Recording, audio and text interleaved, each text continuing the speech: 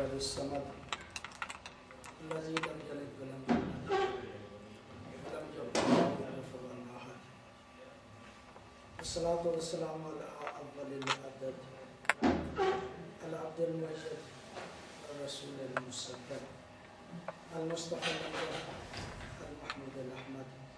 حبيب إله العالمين أبي الزهراء محمد اللهم صل على محمد وآل محمد صلى الله عليه وآله الطيبين الطاهرين المعصومين الذين لا يقاس بهم من خلق أحد اللعنة الدائمة على يوم العدالة إلى يوم الدين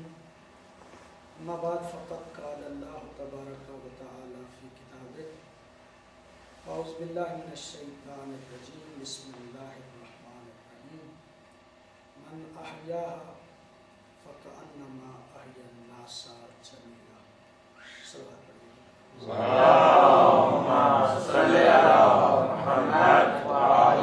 محمد دعا ہے اس پاک بارگاہ میں الہی محمد و آل محمد کا صدقہ تمام مومنین و مومنات کی دلی خواہشات مبنی بر شریعت اپنی بارگاہ میں تمام مومنین کے حوائج شرعیہ کی مقبولیت کے لیے ایک مرتبہ پھر بابا اللهم صل على محمد وآل محمد عزیز دوستو بزرگوں جناب علامہ سید اظہر حسین رفیع صاحب قبلہ بھی تشریف فرما ہے۔ آج کی مجلس چونکہ مخصوص رکھی گئی سرکار حضرت مسلم ابن عقیل یعنی سید حسین کے نام سے، تو میری کوشش آج کی مجلس میں یہ رہے گی کہ میں سرکار حضرت مسلم کے حالات زندگی تو نہیں کہوں گا، البتہ واقعہ کربلا میں جو ان کا ایک کردار ہے کربلا کے حوالے سے، اس کا ایک تاریخی خلاصہ جو ہے وہ آپ کی خدمت عالیہ میں عرض کروں۔ لیکن قبل اس کے کہ میں سرکار کے حوالے سے گفتگو کروں، قرآن حکیم کی ایک آیت کا ایک ٹکڑا تلاوت کرنے کا شرف حاصل کیا ہے۔ من احیاھا فکأنما احیا الناس جميعا، جس نے ایک انسان کو زندہ کیا گویا کہ اس نے پوری انسانیت کو زندہ کیا۔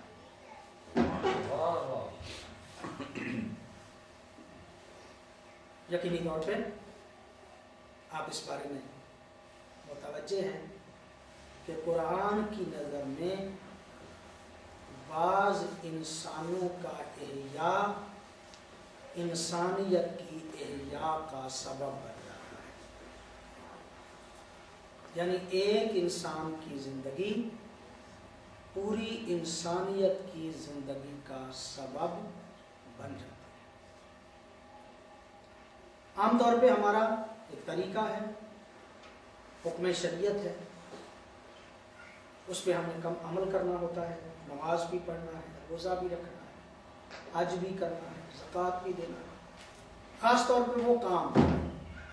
کہ جنہیں عبادات کہا جاتا ہے وہ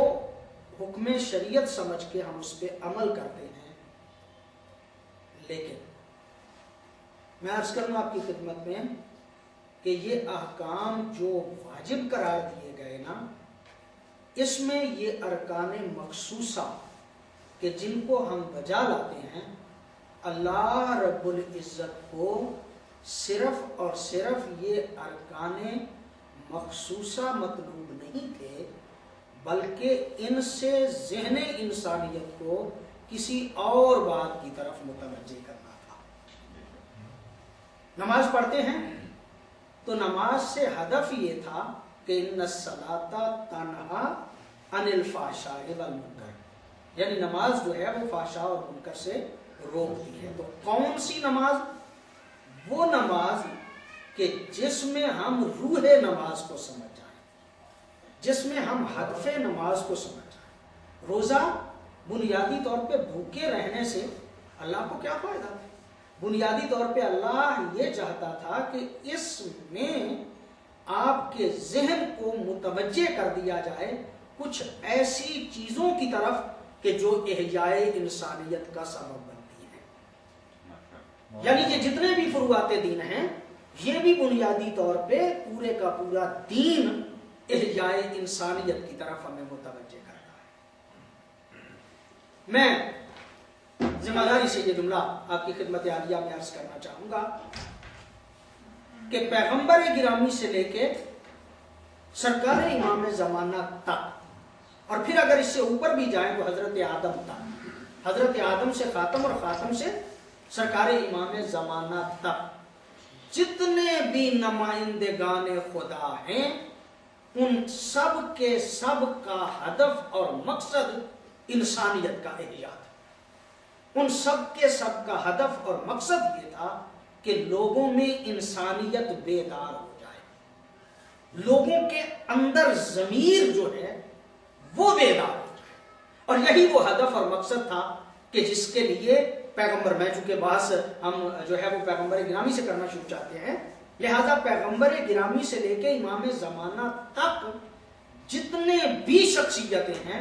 ان سب نے یہ کوشش کی کہ جہاں ظاہری عبادات کی جاتی ہیں وہاں انسان کے ضمیر کو بیدار کر دیا جائے، انسان کی انسانیت کو بیدار کر دیا جائے. یہی وہ ہدف تھا، یہی وہ مقصد تھا، اور یہی وجہ ہے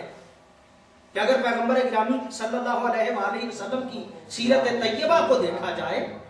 تو پیغمبر گرامی صلی اللہ علیہ وآلہ وسلم کی ساری زندگی میں 23 سال تبلیغ کے ہیں اور 40 سال جو ہیں وہ خاموشی کے ہیں. جو نبی تبلیغ رسالت کے لیے آئے تھے وہ 40 سال، یعنی اگر اس کو ترتیب سے دیکھا جائے تو 2 برابر ہو جاتا ہے تبلیغ سے، تھوڑے سے فرق کے ساتھ. یعنی 23 سالہ تبلیغ ہے اور 40 سالہ خاموشی، تو تقریباً 2 برابر جو ہے وہ ہو جاتی ہے خاموشی.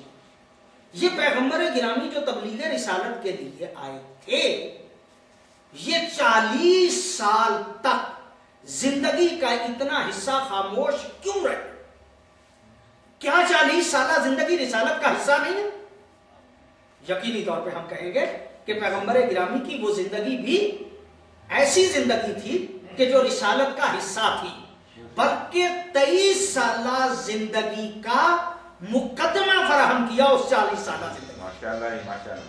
اور وہ اس طرح سے کہ 40 سالہ زندگی میں پیغمبر گرامی نے خاموش رہ کے اپنے کردار کے ذریعے سے انسانیت کو بیدار کیا. اور یہی وجہ ہے کہ پیغمبر گرامی صلی اللہ علیہ وآلہ وسلم کو جو بعد میں نبی نہیں مانتے تھے وہ پیغمبر کے کردار کے معترف تھے. یعنی صادق بھی مانتے تھے اور امین بھی مانتے تھے. یہی وجہ ہے کہ میں اس واقعے کو عرض کر کے رخ جو ہے وہ دوسری طرف لے کے جاؤں گا کہ فتح مکہ کے موقع پہ، فتح مکہ 8 ہجری کا واقعہ ہے. پیغمبر گرامی صلی اللہ علیہ وآلہ وسلم جو ہے ان کی اس زندگی میں گویا 8 ہجری جو ہے، بعد میں 11 ہجری کے ابتدا میں پیغمبر گرامی کا جو ہے وہ ظاہری وصال جو ہے وہ ہو جاتا ہے. تو آپ غور فرمائیں گے کہ 8 ہجری میں جب فتح مکہ کے موقع پہ مکے کے قریب پہنچے تو اب ظاہر ہے کہ آج کے دن چونکہ فتح تھی بڑے لوگ خوش تھے کہ ہم کفار پہ غالب آ جائیں گے، اور وہ کفار کہ جو ساری زندگی پیغمبر کو بھی اذیتیں دیتے رہے، پیغمبر کے ساتھیوں کو بھی اذیتیں دیتے رہے، اتنی اذیتیں دیتے رہے، تو اب چونکہ مسلمانوں کو فتح ہونے والی تھی اور مسلمان پر امید تھے کہ آج ہم فتح کی صورت میں جو ہے وہ مکے میں داخل ہوں گے، تو ایک مرتبہ روایت کے یہ لفظ ملتے ہیں کہ پیغمبر گرامی کے ایک ساتھی نے علم جو ہے وہ ہاتھ میں پکڑا اور آگے آگے بڑے جوش سے بڑھ رہا تھا.